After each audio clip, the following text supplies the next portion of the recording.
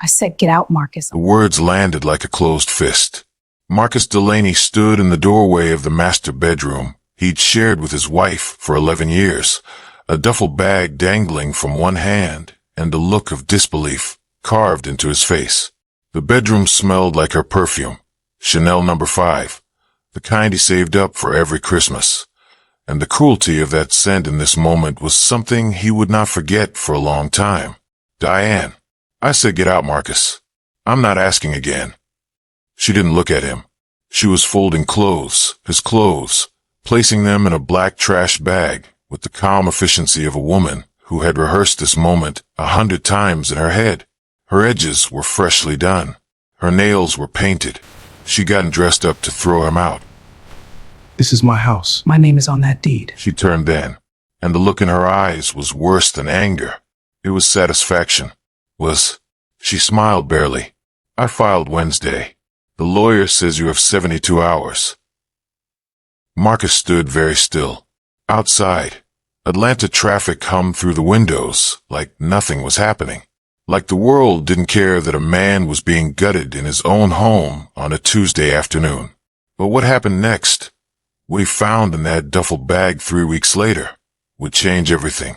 Marcus Delaney had not always been this man standing in a doorway with nothing. He had been something once.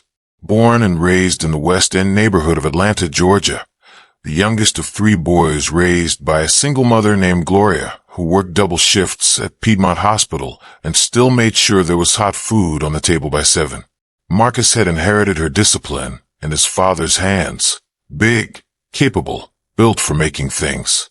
By 19, he was doing custom woodwork out of a borrowed garage. By 25, he had a small renovation company with 4 employees and a steady stream of clients in Buckhead and Sandy Springs. And then he met Diane Williams at a mutual friend's cookout in 2013, and the world rearranged itself around her smile.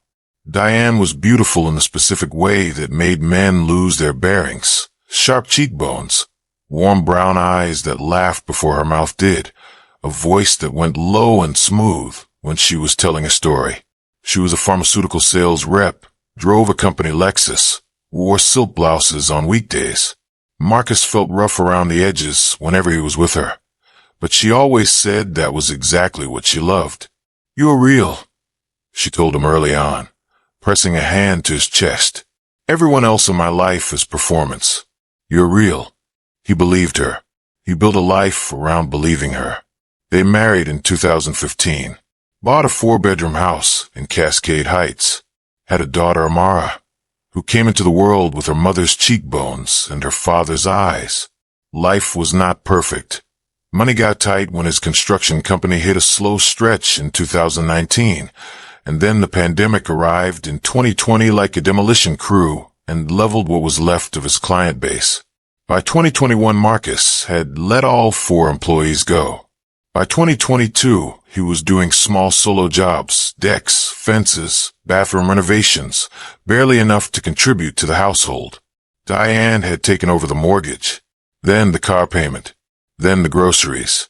She never let him forget it. The comments started slow, like a slow leak in the ceiling. "You said you'd fix that by now." Then louder. "Other men provide, Marcus." Then something that drew blood. "Amara deserves better than this." He stayed because of Amara. He fought for the marriage, because that is what he had been taught a man does. He went to counseling alone because Diane said she didn't have time. He took every odd job offered, drove Uber 3 nights a week, sold woodworking pieces on Etsy at midnight after Amara was asleep. But in Diane's eyes, he had already become a different man than the one she married, and she had already become someone else's woman. He just didn't know it yet. The eviction was not the worst part. The worst part was the audience. Marcus walked out of that house with 2 trash bags, a duffel, and his tools in the back of his F-150. He sat in the driveway for 23 minutes, engine off, staring at the steering wheel, because his body simply would not process the command to drive away. Across the street, his neighbor Gerald was trimming his hedge and watching with the studied non-expression of a man who had already decided what he thought. Marcus drove. He called his older brother Terrence, who lived in a 2-bedroom apartment in Decatur with his girlfriend. Terrence was good people, steady, practical, the kind of man who kept a budget spreadsheet on his refrigerator. But his girlfriend, Keisha, went quiet on the phone when Terrence told her Marcus needed a couch, and that silence had a specific weight. He slept on that couch for 2 weeks. During those 2 weeks, Diane's lawyer sent 3 emails and a certified letter. The house Marcus had done half the renovation work on with his own hands. The deck he'd built from scratch, the kitchen cabinets he'd installed over a whole weekend, while Amara sat on the counter handing him screws, was going to Diane. The business assets, what little remained, were being evaluated. Child support calculations were underway. He was allowed to see Amara on Wednesdays and every other weekend. Every other weekend, his daughter, who called him daddy the way small children do, with total, unquestioning faith, reduced to every other weekend. Marcus went to pick Amara up that first Wednesday, and Diane met him at the door in a way that felt designed. She was wearing something new. Her hair was different, and standing in the hallway behind her, just visible enough to be seen, was a man Marcus vaguely recognized. Tall locks, work boots, a tool belt hung on the coat rack. Who is that? That's none of your business anymore. Is that man around my daughter? Amara's fine. That's not what I asked. She narrowed her eyes. Don't come to my door acting like you have any standing, Marcus. You lost that. You want to fight me on it, call your lawyer. He didn't have a lawyer. He took Amara to get ice cream at Bruster's on Campbellton Road. Daddy, do you like vanilla? Yeah, baby, I like vanilla. I like vanilla too. We're the same.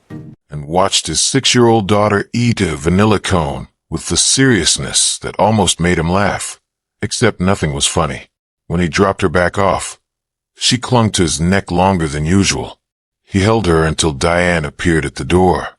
He sat in his truck and did not cry until he was 2 blocks away. By the end of month 1, Keisha's silences had become shorter answers, and the shorter answers had become a kind of pressure in the apartment that Terrence, to his credit, tried to resist, but could not hold back forever. I'm not asking you to leave, Terrence said one Sunday evening, not quite meeting Marcus's eyes. I'm just saying maybe it's time to think about a next step. Marcus saved him the conversation. He was out by Thursday. He spent 11 days living in his F-150. He knew a quiet street in East Point where nobody bothered him. He kept his tools secured in the truck bed. He showered at the Planet Fitness on Old National Highway for $10 a month. He ate at the Chick-fil-A on Roosevelt Highway more times than he could count. It was warm, and nobody rushed you. This was the bottom. Not dramatically. Not with the cinematic score swelling underneath. Just the bottom. A man who had built things with his own hands, sleeping folded in a truck cab, waking at 5 a.m. with his back aching, watching the sunrise over an Atlanta suburb while his daughter slept in a house where another man's work boots sat by the door. This was the bottom. And the bottom, it turns out, is also the place where you finally see clearly. Marcus was not idle.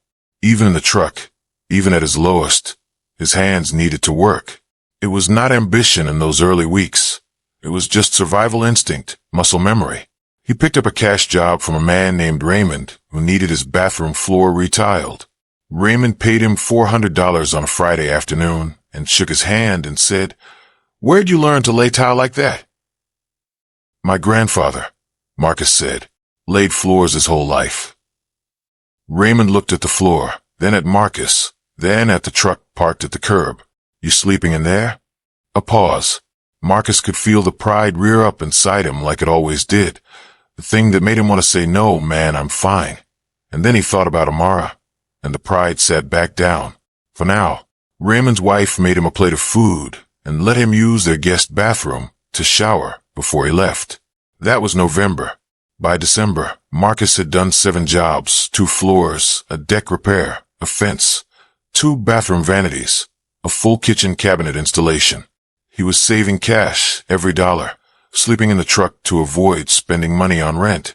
He was not comfortable. He was not okay. But he was moving. He also, in those quiet pre-dawn hours in the East Point parking lot, started doing something he'd abandoned for years. He started drawing.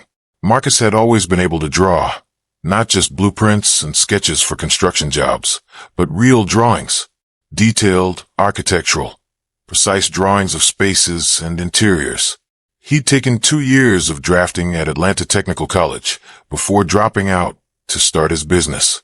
His mother had a binder full of his drawings from high school, rooms and buildings and furniture arrangements, with a precision that made his drafting teacher say, "You have an eye, Marcus. Don't waste it." He had wasted it, or buried it. Work happened, life happened, Diane happened, and the drawing stopped. But now, in a truck on a dead-end street in East Point, Georgia, with a cheap sketch pad from Dollar General and a set of mechanical pencils, he started again. Every night, by phone flashlight, he drew. He drew the kitchen he had always wanted to build. He drew a master bathroom renovation, so detailed you could hand it to a contractor and start immediately. He drew an open-concept living space transformation, the kind he'd seen in magazines at clients' houses, but never had the time to fully conceptualize on paper. The drawings were beautiful. He didn't know yet that they were worth a great deal of money. It started with a woman named Patricia Ware. Patricia was a 62-year-old retired school principal who lived alone in a 1960s ranch house in College Park. She had found Marcus through Raymond's recommendation. She needed her guest bathroom renovated, new tile, new vanity, new fixtures. A standard job. Marcus showed up on a Monday morning in January, looked at the bathroom, and then, almost without thinking, looked at the rest of the house. He pulled out a sketch pad. "What are you doing?" Patricia asked, watching him move from room to room with the pad open. "Thinking," he said. 40 minutes later, he sat across from her at her kitchen table and showed her a drawing. It was her house, but opened up, transformed. The wall between the living room and den removed. The kitchen extended and brightened. A master bath with a walk-in shower, where a cramped half-bath currently sat. The architectural bones of her house, revealed and honored, instead of hidden under 40 years of patchwork upgrades. Patricia Ware looked at that drawing for a long time. How much? For the bathroom job, $1,200. No, all of it. That project ran 11 weeks and $31,000. Marcus hired 2-day workers to help with demo and heavy framing, but he personally built every cabinet, laid every tile, installed every fixture. He worked 12-hour days. He slept by the 3rd week in Patricia's guest room because she offered and because he needed to be close to the work. Patricia had friends. Patricia had a whole network of retired women who met at her church and at the Cascade Hills Country Club, and Patricia talked. By the time Marcus finished her house, he had 4 new clients waiting. But something else happened in that house that changed the trajectory of his life. Patricia's nephew, a man named Darnell Ware, came to visit in week 7 of the project and stood in the gutted living room looking at Marcus's drawings pinned to the temporary drywall. Darnell Ware was 39 years old, owned a mid-sized real estate development company in Atlanta called Ware Development Group, and had been trying for 2 years to find a designer contractor who could do high-end residential renovation work that felt personal, not the generic luxury aesthetic that every big firm was pushing. He called Marcus that evening. "You went to school for this." 2 years. Dropped out. But those drawings, I taught myself the rest. A pause. Darnell had the careful silence of a man used to evaluating risk. "I have a townhouse project in Summerhill. 8 units. I need someone who can renovate them into premium product. Not cookie cutter. I want each unit to feel distinct. Custom finishes, custom built-ins, original design work." Marcus didn't say anything for a moment.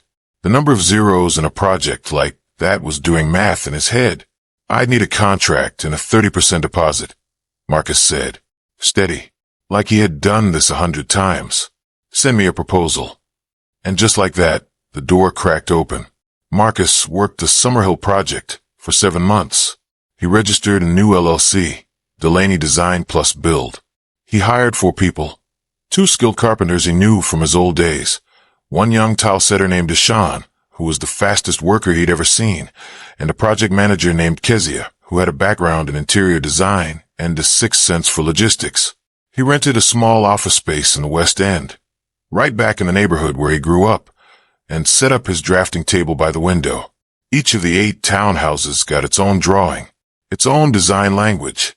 Marcus spent nights in the office with music on low, Coltrane, D'Angelo, Sod, whatever helped him think, pulling from the character of the neighborhood, the light in the windows, the original bones of each unit.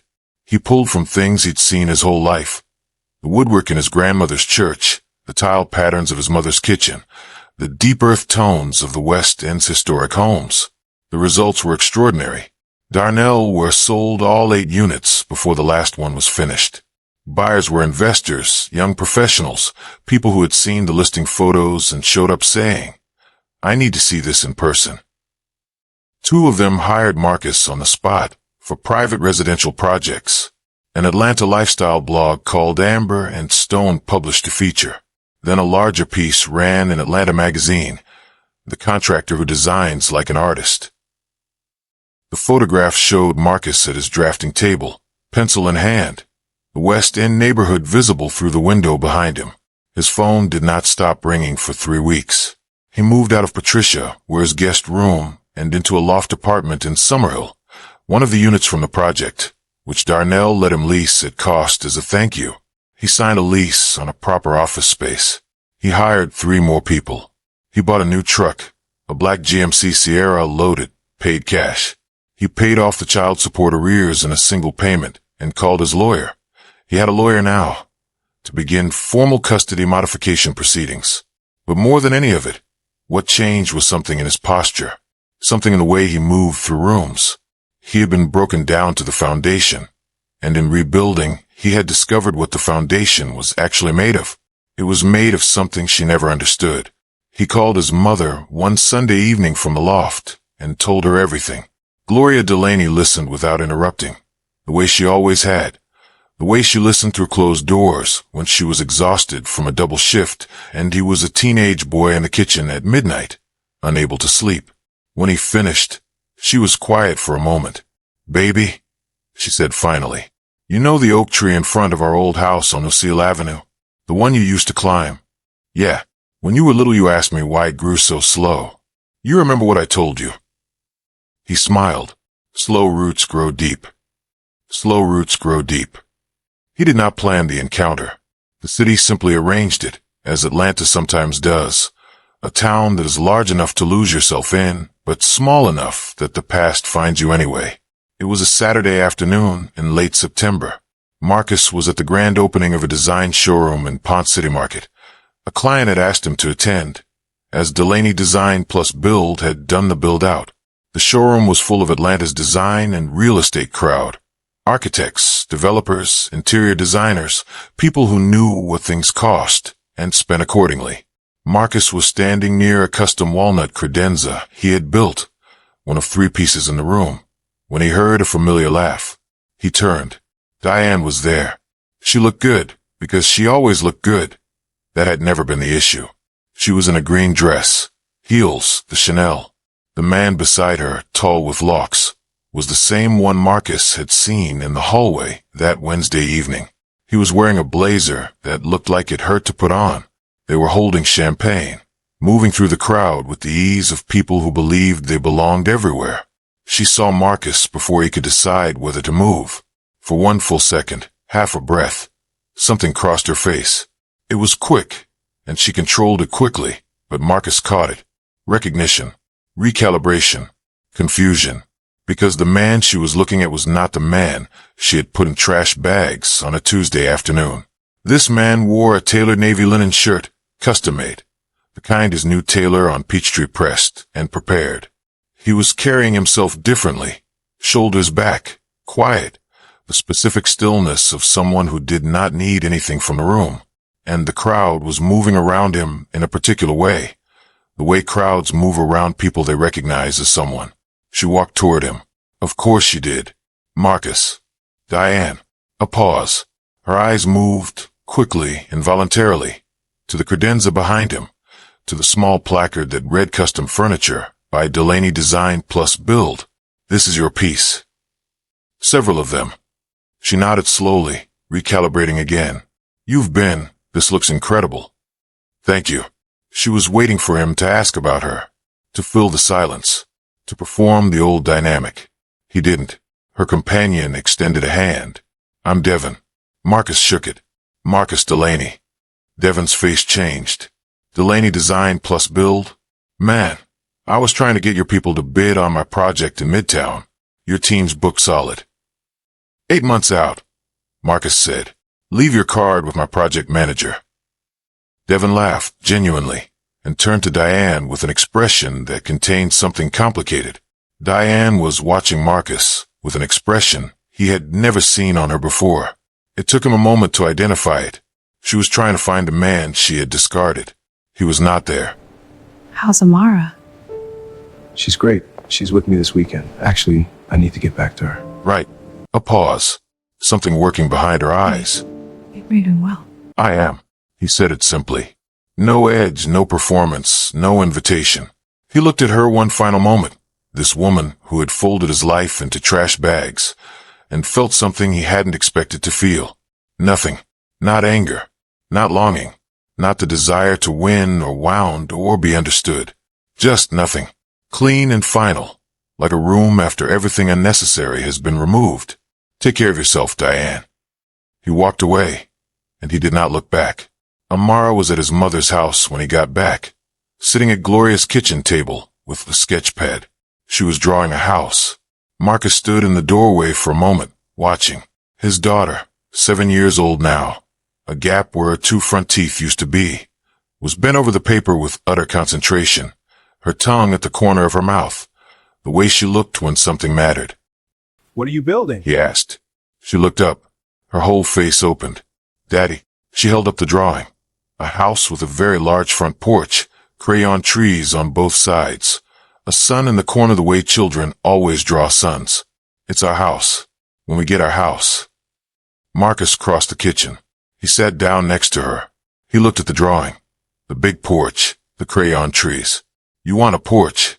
You want a porch? A big one, for rocking chairs. Rocking chair. Me and you and Grandma Gloria. He looked at her for a long moment. This child who had his eyes and her mother's cheekbones, and something entirely her own in the set of her jaw. You know what, he said. I think I can build that. Amara smiled, all gum and gap, and pushed the sketch pad across the table to him. Then draw it, Daddy. Marcus Delaney picked up the pencil. His mother stood at the stove, saying nothing, but he could see her smiling with her back to the room, the way she had always smiled quietly, as if joy were too valuable to spend all at once. Outside the window, the West End afternoon stretched long and golden. Down the street, the old oak on Lucille Avenue stood the way it always had, wider than you expected, rooted deeper than anything you could see. Marcus began to draw. The house they built the following spring sat on a double lot in Cascade Heights, 2 blocks from the house he had lost. It had a wide front porch, a Craftsman roofline, custom built-ins in every room, and 2 rocking chairs facing the street. Amara chose the paint color, a warm terracotta she called Sunrise. Delaney Design Plus Build won its first AIA award that December. Marcus never asked for an apology. He didn't need one. The work spoke. If you've been watching this channel for a while, you already know why we tell stories like this. Because somewhere right now, there's a person in a truck, in a borrowed couch, in a bathroom at work trying to hold it together before they go back out there and keep going. And they need to know the fall is not the finish line. If that's you, or if you know someone who needs to hear that tonight, share this story. That's all I'm asking. Just share it. Subscribe if you haven't. Like if it landed. And leave one word in the comments, just one word, that describes where you are in your story right now. One word. I'll be reading.